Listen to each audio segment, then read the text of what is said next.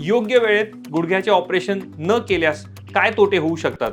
सगळ्यात प्रथम वाढत्या वेदना आणि कार्यक्षमतेमध्ये मर्यादा येणे. गुडघ्याचा वात आणि व्यंग हा वाढतच जातो आणि पुढे पुढे अजून त्रास वाढत जातो.